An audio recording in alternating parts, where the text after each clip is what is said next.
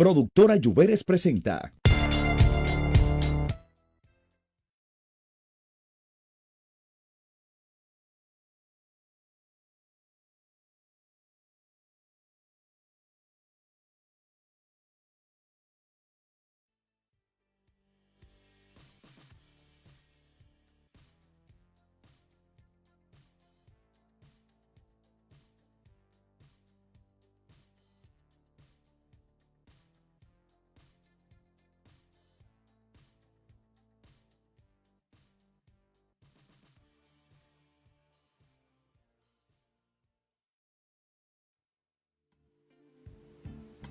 Esto es música, vino y poema, y como cada semana nosotros queremos traer un tema importante para todos ustedes, especialmente en este caso para la familia dominicana, porque en ocasiones algunos medios o personas que utilizan las redes sociales sin ningún tipo de conciencia suben ciertas imágenes que son delicadas, no solamente para los niños, sino para cualquier miembro de la familia. Así que hoy estamos recibiendo a una especialista, una persona que tiene mucho conocimiento sobre este tema, quien es psicóloga, especialista en Derecho y Violencia de Género, práctica de psicoterapia individual enfocada en intervención de sistemas violentos, con experiencia en intervención grupal con mujeres sobrevivientes de violencia, y además ella tiene experiencia en diseño e implementación de programas de intervención grupal para hombres agresores.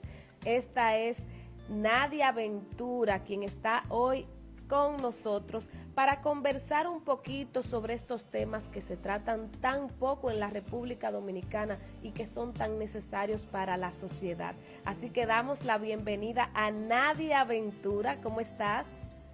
Hola, muchísimas gracias. Feliz de estar en este programa y feliz de compartir hoy junto a ustedes este tema tan interesante y, como tú dijiste, muy poco hablado en nuestra república. Así es, Nadia. Vamos a hacer este tema por pasos para que la gente entienda un poquito, porque a veces escucho personas que se preguntan por qué no puedo subir cierta imagen, por qué hay tanta controversia sobre colocar cierto tipo de imágenes en mis redes sociales o en mi medio de comunicación. Y eso es un tema, diría yo, muy emocional, que hay que tratarlo con muchísima delicadeza. Primero que todo, Nadia, ¿cuál es tu experiencia con estos temas, especialmente de violencia intrafamiliar y de género? Ok, empezando porque yo soy terapeuta, soy psicóloga especializada en violencia de género, es decir, que trabajo directamente tanto con la víctima como también trabajo con el agresor. Eh, Realizo programas de intervención enfocándome en la recuperación emocional de estas víctimas y también en la reestructuración cognitivo-conductual de aquellos agresores.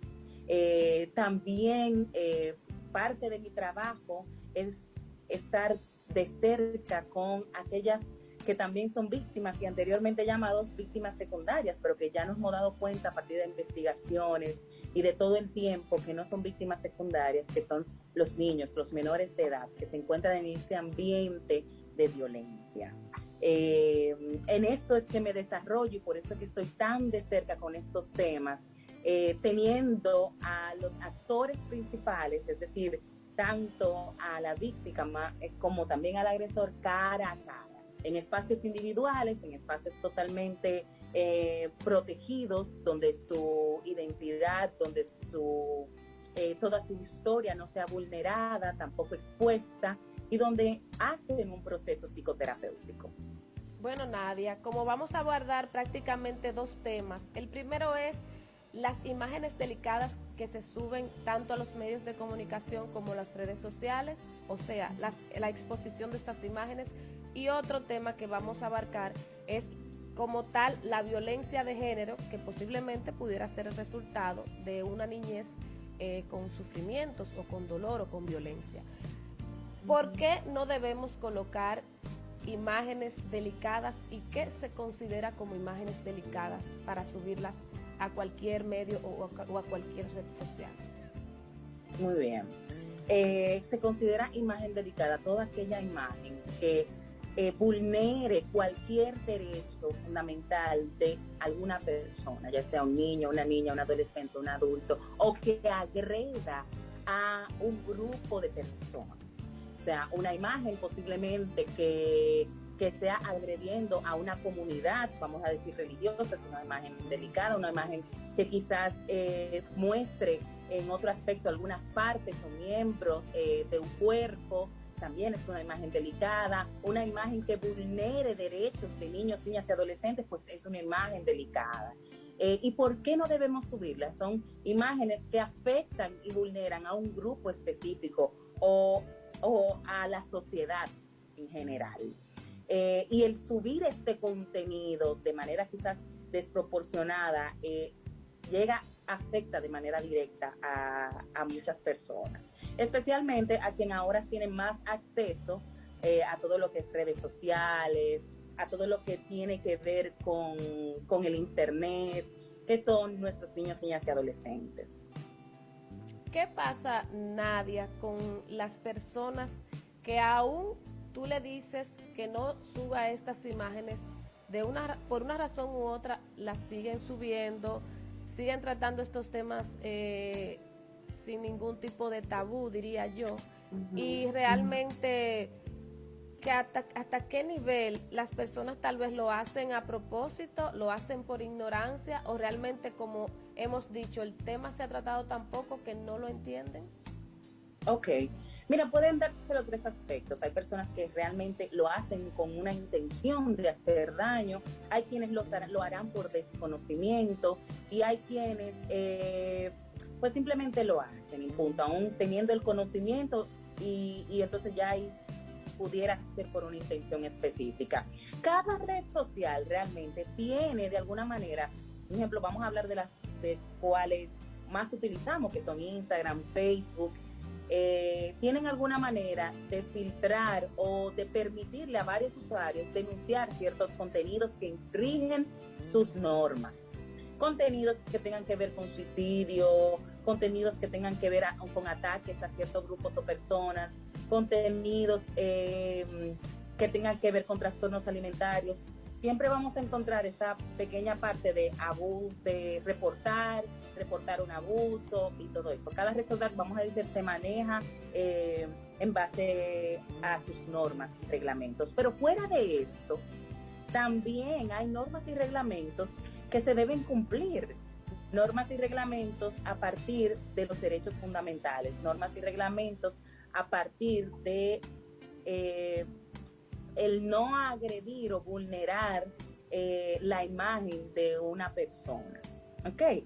Que están en nuestro mismo código, que están en los derechos posiblemente de los niños, niñas y adolescentes, y que pues si no lo cumplimos, entonces se convierte entonces en un delito, y los delitos son punibles, o sea, que podemos llevarlo hacia el ámbito legal, lo cual podría ser demandable.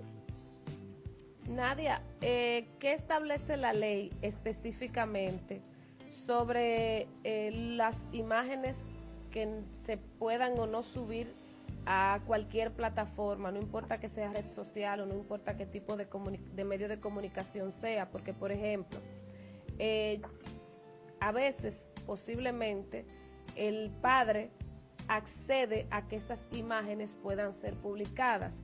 Hemos visto ya en lo poco que llevamos del año 2021 que varios artistas y personajes y personalidades de la farándula, instituciones, han publicado fotografías, han subido videos en los cuales ellos alegan que los padres firmaron un acuerdo o que dieron un consentimiento hablado para poder subir este tipo de imágenes.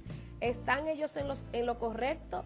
¿Pueden los padres permitir que esto ocurra, o realmente a partir de ahí puede la ley tener alguna pena en contra tanto de las personas que publican como de estos padres que lo permiten? Ok, yo voy a dar como la primera entrada a esto, pero realmente quizás un abogado puede expresar mejor el tema de ley específica. Pero sí, de primera entrada, entender que los menores de edad no solamente, y esto es diciéndolo bien de llano, no son de los padres. Sí, los padres tienen que dar un consentimiento, pero los menores de edad de alguna manera legalmente pertenecen al Estado. ¿Ok? En temas de cuando sus derechos se ven vulnerados, cuando se encuentran en una situación, por ejemplo, uno de los ejemplos que recuerdo que trabajé una vez es el caso de que, ok, nosotros como padres profesamos una religión X particular que no me permite hacer ciertos, vamos a decir, en el caso de ellos era que no le permitían hacer unos ciertos procedimientos médicos. Como usted es mayor de edad, de 18 años, puede decidir hacerse o no el procedimiento médico. En ese momento era de hacer la transfusión de sangre, pero al menor de edad, aún usted siendo padre y decidiendo, bueno, a él no quiero que se le haga, pues ahí no, porque ahí lo que prevalece es la protección de ese menor. Okay, entonces en este caso, el Estado es el encargado de preservar y cuidar de ese menor, independientemente de que los padres den o no autorización, porque ese niño pertenece de alguna manera o niña al Estado. Okay, y el Estado tiene el compromiso y la obligación, no solamente por ley, sino por también acuerdos internacionales de proteger a ese menor, aun cuando sus padres no le están protegiendo o entienden que han dado la autorización. Nadia, vemos en algunos casos que algunas personas afirman que la única manera en la cual pueden lograr su objetivo, que en este caso podía ser beneficioso para este menor de edad o para cualquier otra persona, y dicen que la única justificación que tienen para conseguir que esa persona se ayude es subir la fotografía y tener como una prueba de que sí realmente esa ayuda la va a recibir esa persona que carece que tiene esa necesidad. En este sentido, ¿cómo podemos orientar a estas personas que no lo ven desde el punto de vista de tú como profesional y terapeuta, que dicen, bueno, yo tengo que subir la imagen porque tienen que ver qué está pasando, lo que yo prometí? Ok. Primero es el informarse, en buscar las leyes, en saber, ok, déjame ver qué puedo hacer o qué no puedo hacer, porque sí, ciertamente uno, o sea, de manera quizás intencional, lo que una persona quizás no buscara sería hacer daño, sino de alguna manera ayudar o remediar ese daño. Pero viendo bien claro el cómo protejo a ese niño, a esa niña, es importante, o sea, tener bien claro la protección de él o de ella. Y por eso hay que buscar y leer bien cómo, y buscar otras formas, cómo lo puedo hacer, cómo poder gestionar esta ayuda de manera en que no siga yo revictimizando a esta persona, porque esto es lo que pasa, que vamos a decir, este niño, esta niña ya ha vivido una situación de violencia donde fue vulnerado su derecho a la protección contra la violencia, pero entonces ahora quizás al exponerle, al hacerle partícipe de toda esta serie de actividades o grabaciones, de lo que sea, pues entonces les revictimizo. Y es que le hago revivir todo este suceso y evento traumático, lo cual puede traer consecuencias emocionales para él o ella. ¿Ok? Y consecuencias, o sea, como la culpa, ¿ok? Vulnerabilidad hacia la depresión, el riesgo o dificultad de relacionarse. ¿Ok? Y es como que poner también esta etiqueta de la niña que le falta esto, el niño que no tiene esto. Entonces, yo entiendo que a veces de verdad queremos ayudar y ayudar no está mal, y la capacidad de ser empático es importante, pero también teniendo en cuenta mucho cuidado el no revictimizar, y es buscar la manera y la forma de cómo puedo hacer esto para no revictimizar a este niño o a esta niña. En el caso que mencionaba de los artistas, que dicho sea de paso también algunos padres aprueban que estos niños sean expuestos, ya sea en video musical como en fotografías, ¿por qué existen? ¿Qué es lo que pasa? ¿Cuál sería la consecuencia? Porque no estamos hablando de una niña que está sufriendo una enfermedad ni que se está recaudando fondos para ayudarlo. Estamos hablando de una niña que por pura diversión se está utilizando para subir un video, que de hecho hay padres que hasta cobran y hacen negocio con este tipo de publicaciones. Sí, y el hecho de cobrar y hacer, o sea, es una manera quizás hasta de explosión hacia ese niño o esa niña. O sea, porque si nos ponemos quizás cuáles son los derechos, cuáles son las cosas que debe hacer ese niño en esa edad, posiblemente es estudiar, jugar, compartir con su familia, compartir. Entonces, el hecho de ponerle a trabajar, hacer este tipo de actividad y de alguna manera adultizarlo, porque lo estoy entrando en un ambiente totalmente de adulto, hacer cosas de adultos, y le estoy robando completamente esta etapa que le corresponde, ¿ok? Esta etapa que tiene que vivir. Entonces, no importa que yo, fíjate que entonces, no importa la etapa en que se encuentre, no importa lo que deba quizás vivir en ese momento, lo que yo estoy pensando es un enriquecimiento propio. Entonces, mi intención no es de hacer lo mejor por ese niño o niña. Mi intención en ese momento como adulto es enriquecerme, o en hacerme famoso, o en tener más views. Así es, Nadia. Sabes que en el caso de, en el caso particular, Nadia, de que en muchas ocasiones vemos, y volviendo al tema de la exposición para las ayudas comunitarias, ¿qué podría ocurrir en 5 años? Vamos a decir, para colocar un tiempo, ahora mismo, para especificar un tiempo, ¿qué le pudiera ocurrir a esa niña, que en este caso específico está embarazada con poca edad, con 11, 12, 13 años, es publicada en cualquier plataforma, luego ese niño nace y esa niña tiene que seguir desarrollándose como infante, como niña y como adolescente? ¿Qué tipo de trauma pudiera causarle? ¿Qué situación social pudiera causarle a esta niña 5 o 10 años después, tanto a la madre como al bebé? Ok, vamos a hablar de riesgos, de factores de vulnerabilidad, de factor de vulnerabilidad a posiblemente depresión, de vulnerabilidad o riesgos de dificultad, de sentir de trastorno de estrés postraumático, pero no solamente, bueno, también, o sea, me refiero a no solamente por el hecho de la violación vivida, sino por la exposición a esa situación. Porque cada vez que yo hago sin trabajar el tema, porque esto es importante, una cosa es cuando quizás un niño o una niña ya ha trabajado, un adulto, adolescente, ha trabajado ciertos temas y quizás en una posición ya de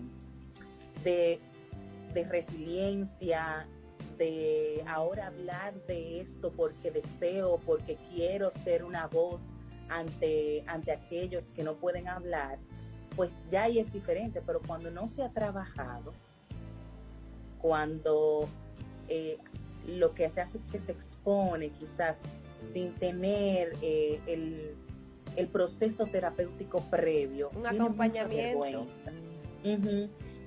ocasiona mucha vergüenza, ocasiona este modelo de victimización, posiblemente, o riesgo de victimización constante, mucha culpa también de esta persona.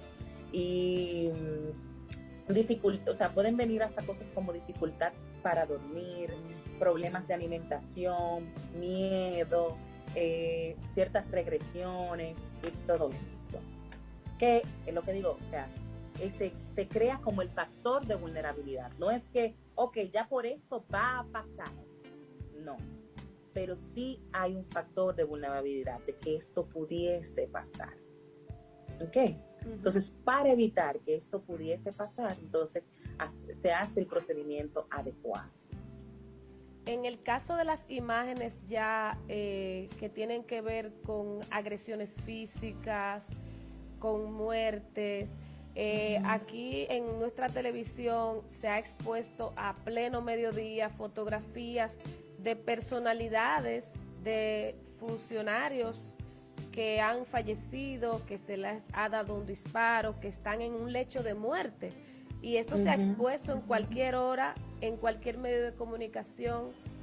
¿Cuál es el trauma que esto pudiera causar ya en el caso de que los hijos de esa persona lo vean? No importa qué tipo de persona sea, que quizá para nosotros los adultos consideremos que una persona que no tenía alguna virtud o que tenía algún defecto, al final son sus hijos. ¿Cuál es el resultado que pudiera dejar? Además de que son sus hijos, primero comprender que esta persona que ha muerto, o sea, tiene un derecho a una dignidad, también a una muerte y a un proceso de que murió, pero que o fue asesinado o asesinada, pero que estos restos no sean expuestos, porque también tiene una familia que es como si pusiéramos un tizón en aquella herida al ver estas imágenes, porque no es la imagen que quizás uno piensa cuando recuerda a un familiar. Ok, es que si yo he perdido posiblemente a un familiar muy querido, la imagen que me va a llegar a la mente posiblemente sea la imagen de aquellos momentos felices que yo viví con esta persona, o aquellos momentos que esa persona me hablaba, pero es muy duro tener esa imagen de aquellos últimos días, por ejemplo, de aquellos últimos momentos, de ese cuerpo vulnerado completamente, de ese cuerpo desfigurado, o sea, es la dignidad de esa familia, la emocionalidad y todo lo que conlleva esto, y también cómo esto obstaculiza de alguna manera el proceso de duelo, porque es que esas imágenes de alguna manera se pueden volver como un flashback consecutivo en mi cabeza. Y no solo pensar en esa persona que ya no está, sino en todas las personas que rodeaban a esa persona, su esposa, su esposa, su esposo, su pareja, sus hijos, sus sobrinos, su madre, su padre. Okay. Es pensar en todo esto y que ciertamente esas imágenes que generan en una sociedad morbo. Entonces, si somos un medio de comunicación, lo que estamos tratando de educar, estamos dando una información, pero esta información, si tiene que venir cargada de este amarillismo, de este morbo, pues entonces algo no estamos haciendo bien, o no estamos comunicando bien, que necesitamos poner esto para generar, o nuestra intención no es comunicar, es otra cosa más. Entonces ahí tú te tienes que preguntar como medio de comunicación qué es lo que está pasando, que yo tengo que poner esto y no comunicar de manera adecuada para generar. Así para generar más views. Nadia, okay.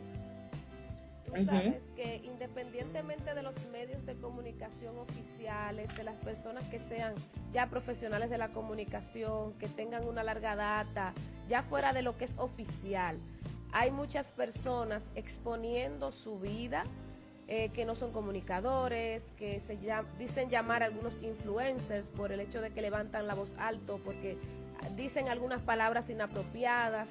¿Qué es lo que tú recomiendas ahora mismo? Porque ahí ahora como que ya no hay libertad, sino siento que hay libertinaje con el hecho con la utilización de las redes sociales. ¿Cómo tú crees y qué le aconsejas tú a estos padres que en ocasiones son ellos mismos los que incitan a sus propios hijos a ver cierto tipo de personaje en las redes sociales? Inclusive son imitadores estos niños de estos influencers o instagramers que realmente ni siquiera llegan a ser comunicadores como tal. Ok, realmente es un tema bastante complejo. Pero quizás lo que yo puedo recomendar a usted como mamá, como papá, como tío, como abuelo, como tías, es sentarse con este niño, con esta niña y empezar a cuestionar. ¿Tú crees que eso que está haciendo es provechoso? ¿Lo está haciendo? ¿Cuál es su intención detrás de hacer esto? ¿Es de burlarse? O sea, es que nos divertamos, pero esta diversión es a partir de qué? ¿Es a partir de una diversión sana? ¿Es a partir de una burla a otra persona? ¿Es a partir de qué? Y que pongamos de acuerdo a cada edad, claro, pero que nos pongamos a analizar y que empecemos a empezar a cuestionarnos el por qué consumimos esto y qué me aporta a mí esto que estoy consumiendo. Así es. ¿Ok? Uh-huh. Y ya cuando empezamos como a abrir esa pequeña base de cuestionarme, de ver más allá, de realmente tú piensas como piensa esta influencer, tú crees que las cosas son así. Entonces ya ahí empezamos de alguna manera como a explotar una pequeña burbujita, uh-huh, donde yo me doy la oportunidad de más allá de lo que me están vendiendo, decir, ok, pero déjame ver realmente esto que me venden, déjame analizar, ok. Y ciertamente si ya son niños muy pequeños, como padres empezar a limitar ciertos contenidos, uh-huh, de que quizás mi hijo de X edad no tiene que estar viendo o sea, si es un niño de 3, 4 años, pues esto no le va a posiblemente ver a un influencer de 20 y pico de años, pues no le va a generar nada. O sea, y es empezar, ok, a cuestionar dependiendo de la edad y empezar a yo como padre o madre restringir ciertas cosas. Bien. Sí, Nadia, antes de irnos a la pausa, y porque vamos a abordar un tema parecido en el próximo bloque, ¿cuál uh-huh. es el compromiso, la responsabilidad del Estado Dominicano uh-huh. en este tipo de restricciones? Porque si nos damos cuenta, no vemos una campaña que realmente sea impactante para que estas personas puedan educarse y tomar conciencia de qué está bien y de qué está mal.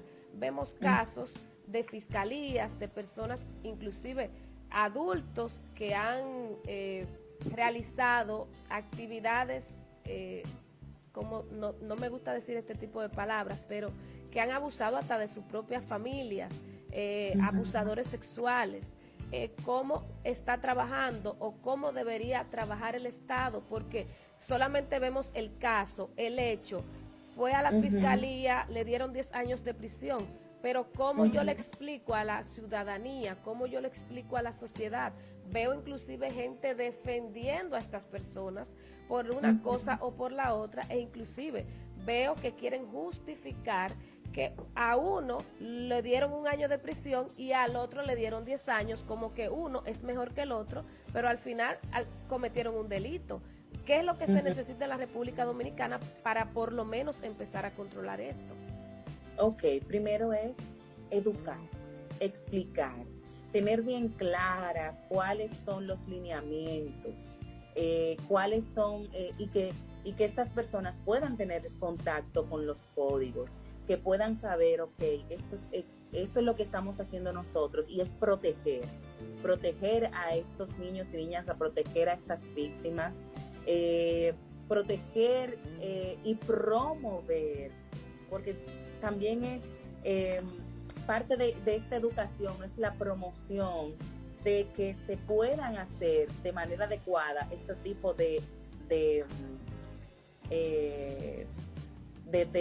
imágenes, o sea, de que esta imagen, ok, tienes un fin, que es quizás conseguir algo beneficioso para esta persona, ok, hay una forma de hacerlo, hay formas de hacerlo, ¿cuál es?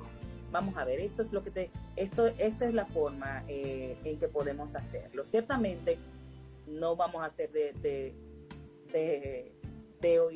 ojos, o sea, tapados y oídos sordos. Ciertamente el Estado a veces sentimos que no nos responden o que no nos da abasto, y por eso es que queremos actuar, pero es aún así acudir a ellos, tocarle las puertas. No no se hizo nada, no se logró, ok, vamos a ver con nuestra propia forma, pero protegiendo siempre esa imagen.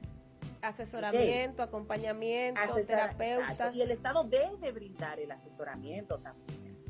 Entonces, porque lo que busca es de alguna manera toda la protección contra la violencia. Lo que debe buscar también es el derecho a la vida, a la supervivencia, a un mejor nivel de desarrollo, ¿okay? A la igualdad de género, a la participación, a la no discriminación. ¿Okay? Y todo esto debe venir consigo con un sinnúmero de pautas y de ciertas cosas, y que ciertamente el Estado debe brindar la protección adecuada.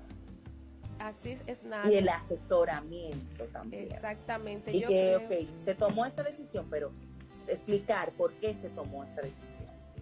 Exactamente. O sea, yo creo que hay un compromiso, se necesitan algunas campañas educativas y por supuesto, no en contra de nadie que quiera hacer trabajo social, no en contra de nadie que quiera buscar la verdad, sino lo ideal es que se busque un asesoramiento psicológico, terapéutico y por supuesto hacer una diligencia con el Estado y que el Estado tenga también más facilidades para que las personas, el usuario que necesite este tipo de información pueda avanzar, porque o sea, el que hace trabajo social y lo hacemos, lo has hecho tú, lo he hecho yo, sabemos lo que significa a veces pedir ayuda, sabemos lo que significa a veces tocar las puertas. Tocar la puerta y que te digan, mira, el mes que viene no aparece. Así es, entonces a veces quizá en ese deseo de ayudar a los demás, el que ayuda no se empapa bien de cuáles serían las consecuencias de actuar sin ese debido conocimiento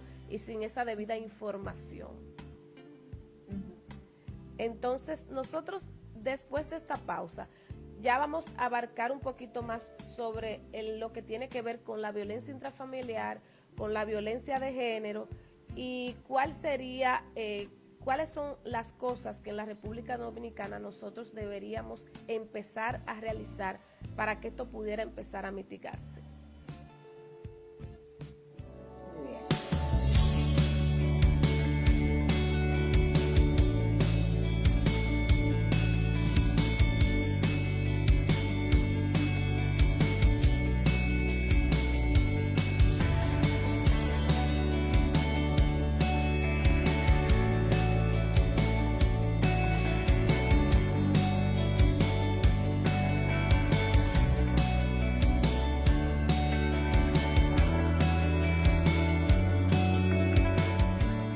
Fundación Dominicana de Trastorno Afectivo Bipolar, una mirada positiva a la bipolaridad. Ven, acércate a nosotros.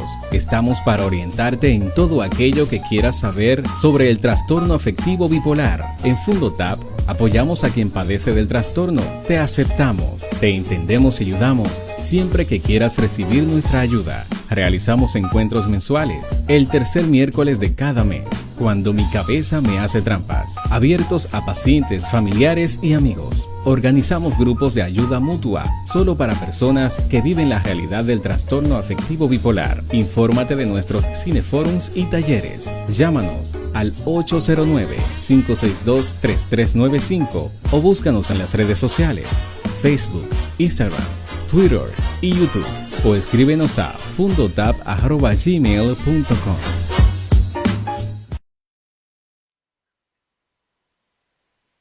Hoy hemos dedicado este programa para conversar sobre las imágenes delicadas que se utilizan para informar, para dar a conocer una noticia, para llevar algún mensaje.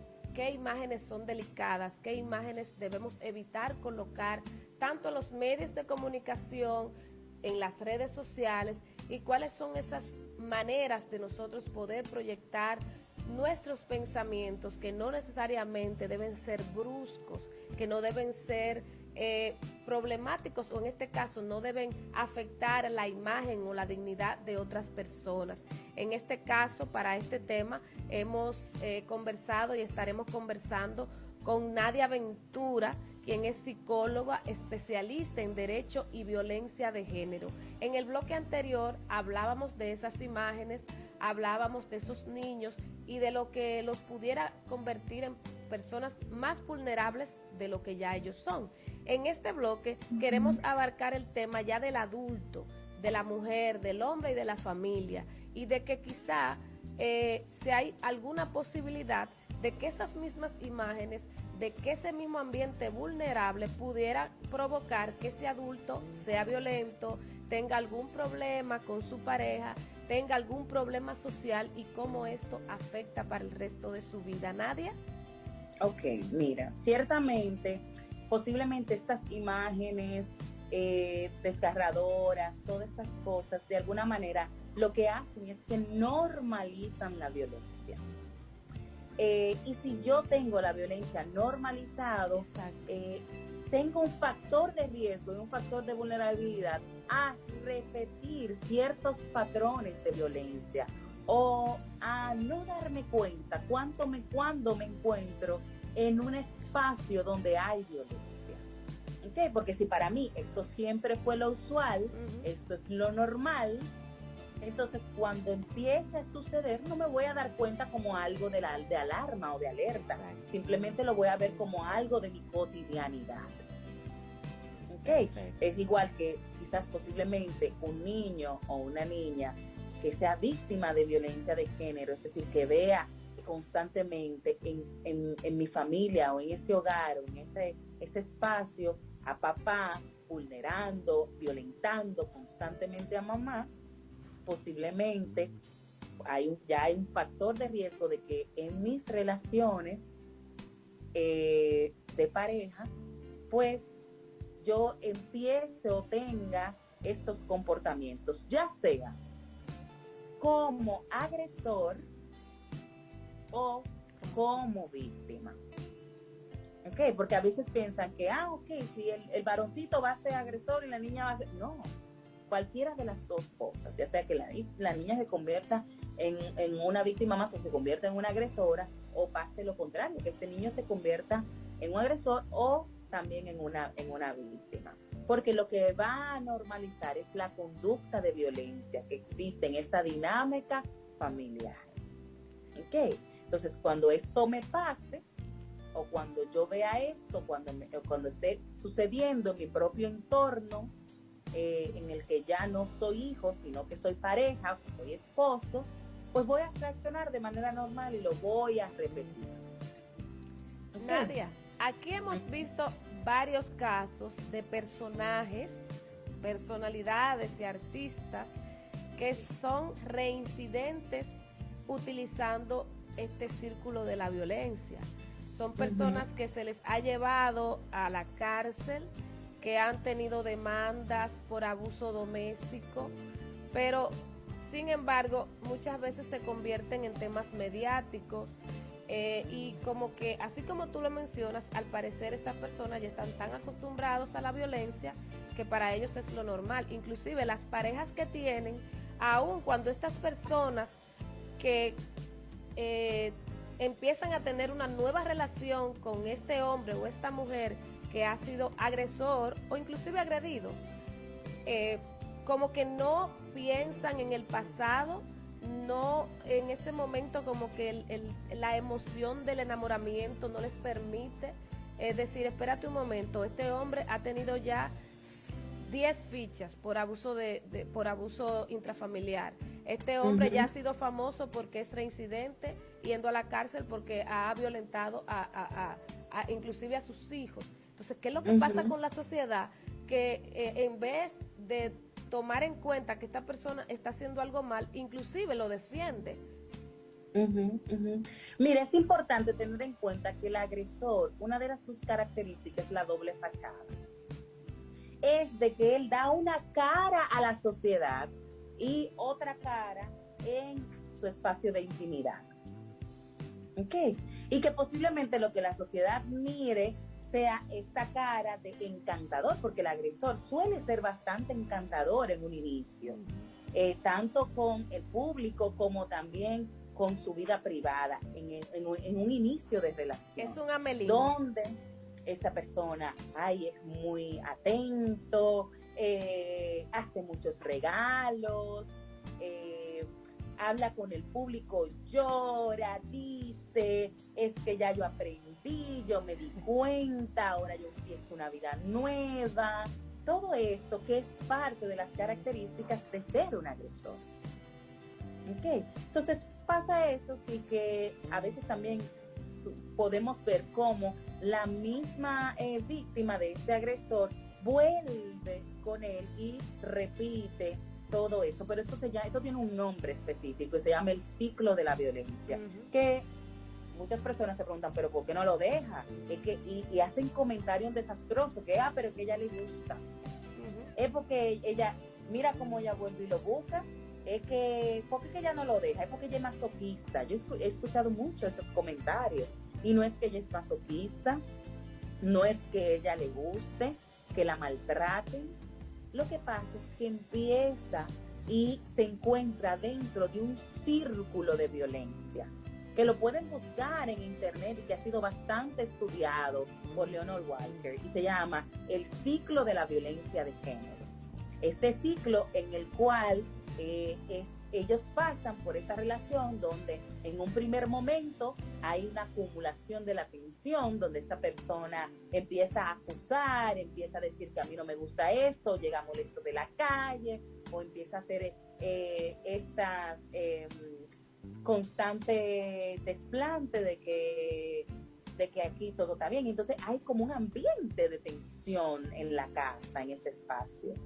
Pero luego llega una explosión, y así se llama ese segundo momento, cuando explota y cuando se ve la manifestación más clara y evidente de violencia. Explota, y una explosión puede ser que extraye cosas, que le pegue, o que le agreda fuertemente verbalmente, o hay un montón de cosas que se pueden dar en la explosión, pero es donde la manifestación de la violencia es más evidente. Y ahora viene un tercer momento, que aquí es donde sucede el reenganche, donde este agresor, luego de que pasó eso, pide perdón. Le dice, ya yo me di cuenta de que tú eres la mujer de mi vida, es que tú eres la madre de mis hijos, es que yo quiero volver contigo, es que yo sin ti no soy nada. Y empieza realmente a hacer cosas que hacen pensar o creer a la mujer que realmente él va a cambiar. Y ese día él se pone, esos días, porque hasta dura más, puede durar más de una semana, depende, porque cada vez que el ciclo se repite, esta luna de miel puede, hay casos que sí, hay casos que no, llegar a cortarse, a ponerse. Entonces él empieza a actuar totalmente diferente, y ella empieza a recobrar esperanzas de que esta persona ya cambió, y de verdad piensan que van a cambiar, pero lamentablemente simplemente esto es parte de ese ciclo que va a volver a repetirse una y otra vez.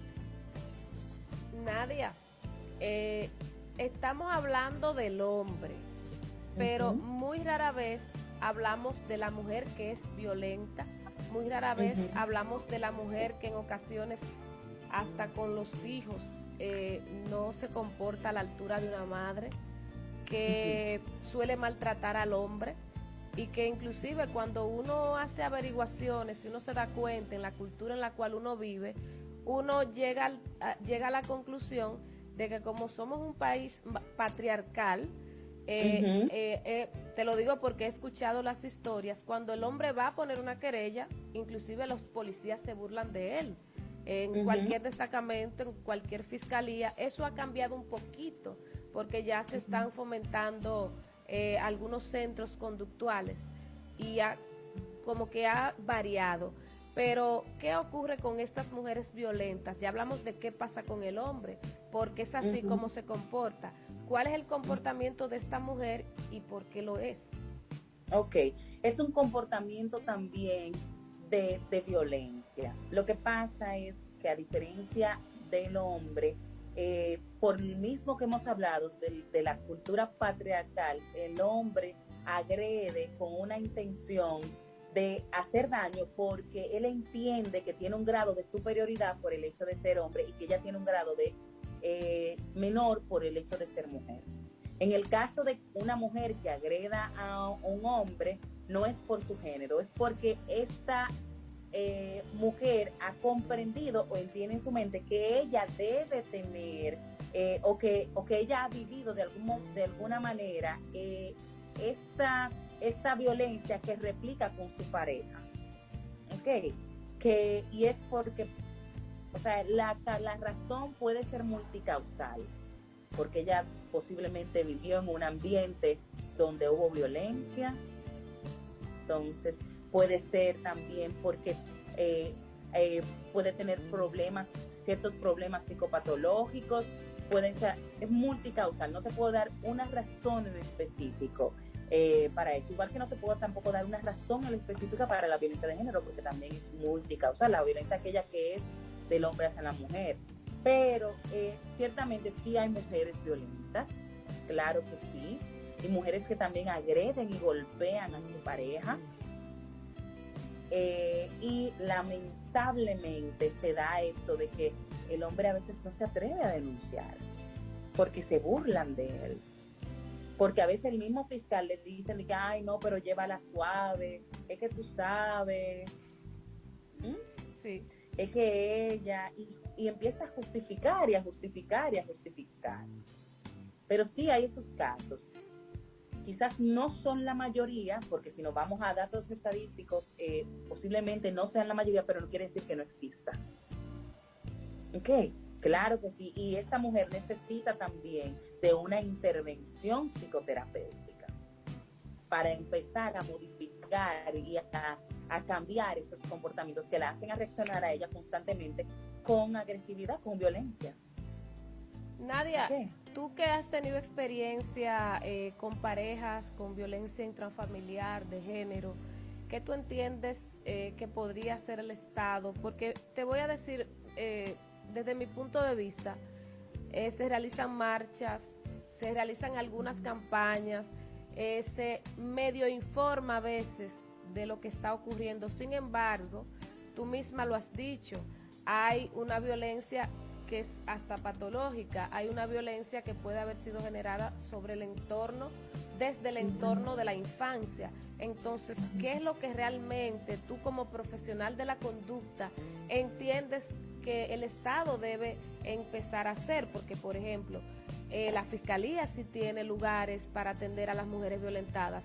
El Ministerio Público tiene el centro conductual, que es donde va el hombre que violenta, que no ha registrado no ha registrado ninguna reincidencia a partir de que van a ese lugar, porque conocemos a su director.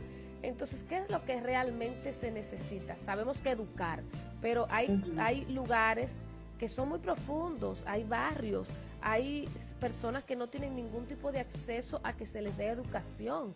Entonces, ¿qué es lo que realmente pudiera motivar a que la violencia pudiera bajar un poquito? Hacemos programas. Este programa se ha destacado porque se ha preparado producciones especiales para eso.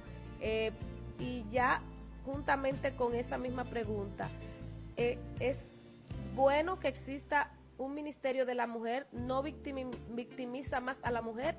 ¿O mejor fomentamos un Ministerio de la Familia? Ok. Primero, yo entiendo que es el trabajo del Estado llegar a esos lugares que dicen, bueno, pero es que es muy difícil llegar, pero que usted como Estado debe llegar a ese lugar. Usted como gobierno debe llegar a ese lugar, que ese lugar no le sea difícil llegar.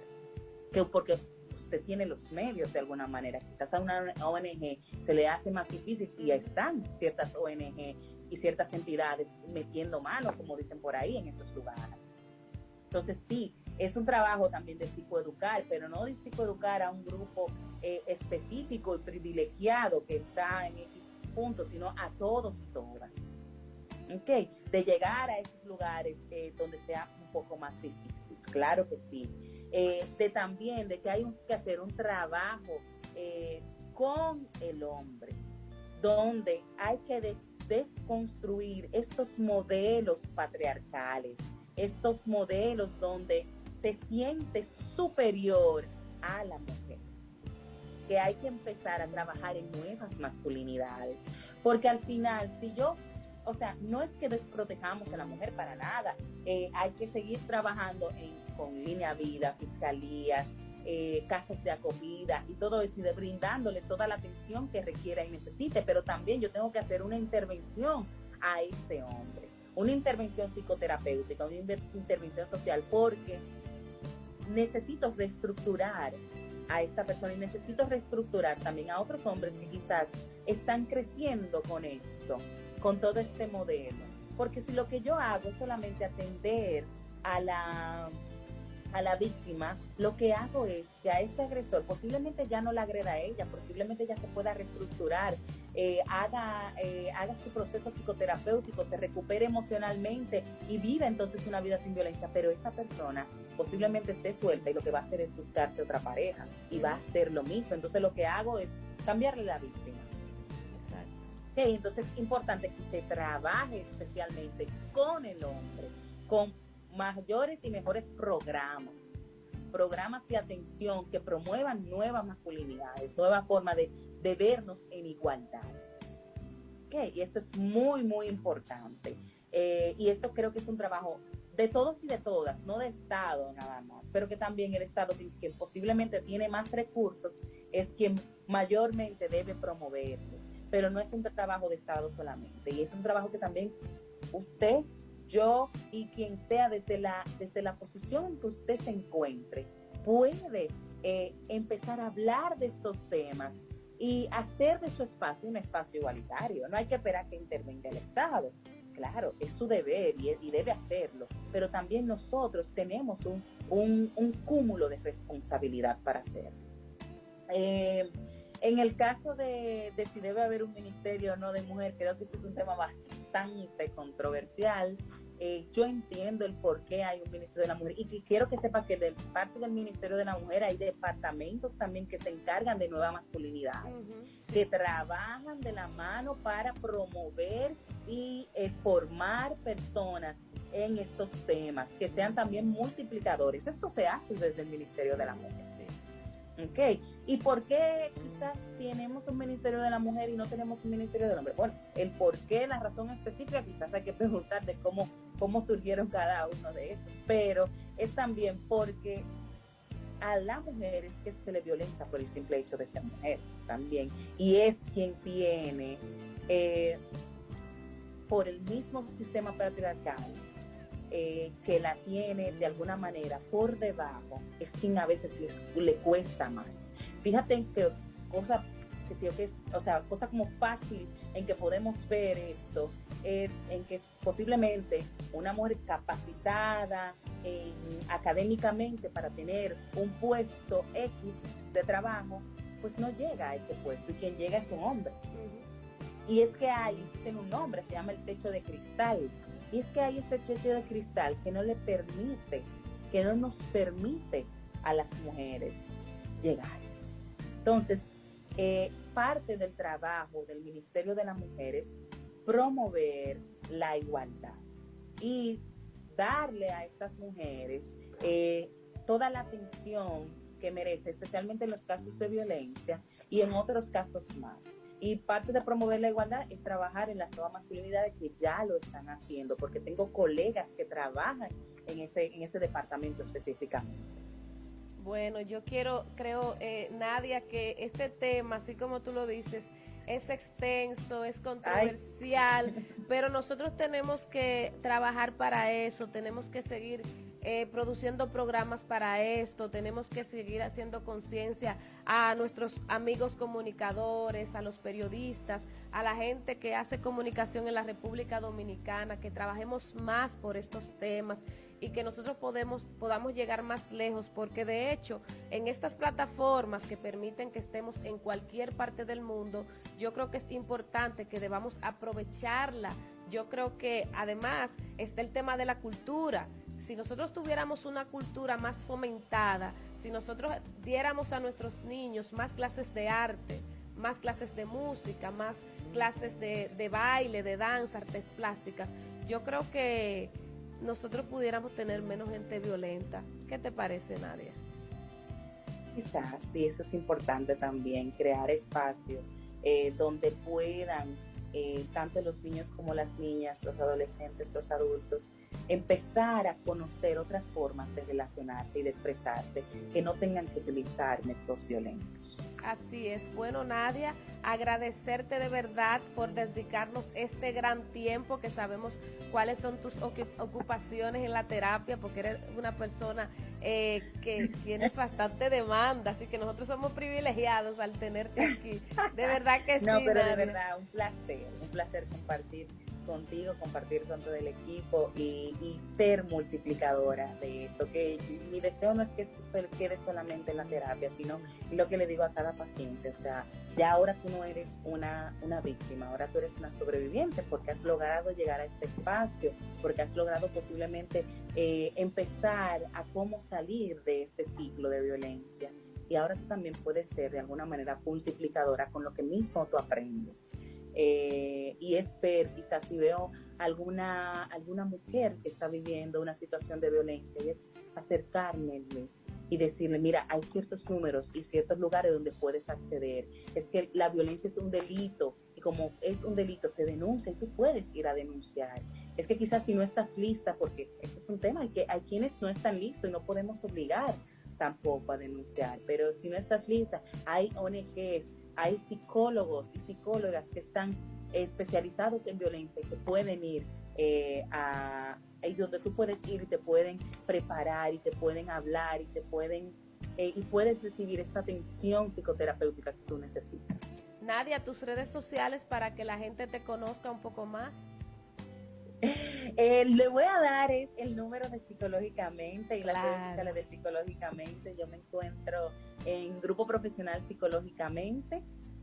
Lo pueden buscar en las redes @psicológicamente, o sea, sin la E al final, @psicológicamente.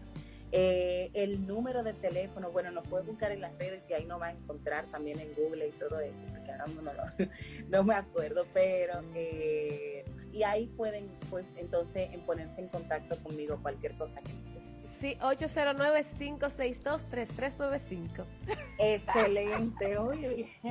Ese mismo. Así es. Bueno, Nadia, agradecerte nueva vez y a ustedes, por supuesto, agradecerles que siempre están con nosotros cada jueves en Música, Vino y Poema. Ojalá que ustedes puedan ser multiplicadores de este mensaje. Y tú, si entiendes que estás en algún círculo de violencia, si entiendes que estás en una situación de la cual piensas que no puedes salir, puedes comunicarte Psicológicamente, comunicarte con Nadia, inclusive escribirnos a las redes sociales de Música, Vino y Poema, y yo sé que algo se puede hacer por ti. Yo creo que te lo puedo asegurar. Muchísimas gracias y será hasta la próxima. Gracias.